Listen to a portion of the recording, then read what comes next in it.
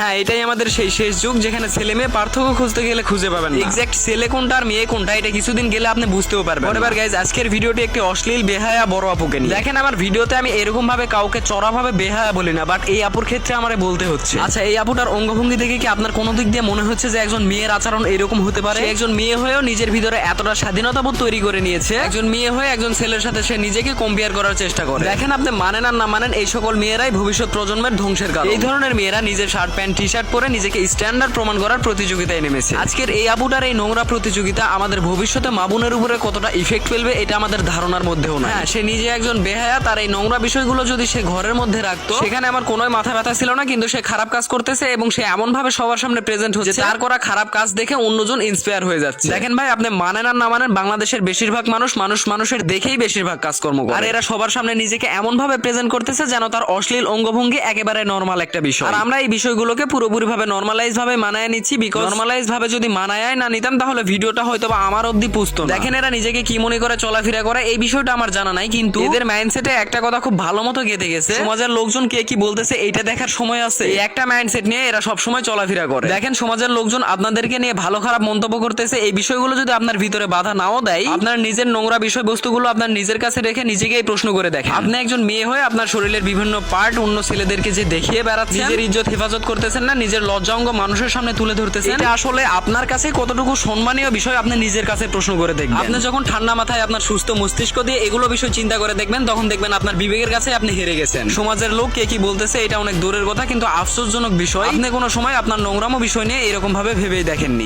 এবার এখন ভিডিওর মেন টু জি পাওয়ার পয়েন্ট আসা যাক, যে সকল আপুরা এই ধরনের শার্ট প্যান্ট পরে। দেখেন আপু, নিজের ইজ্জতের চাইতে বড় কিছুই হয় না, আমি একজন ছেলে হয়ে বলতেছি।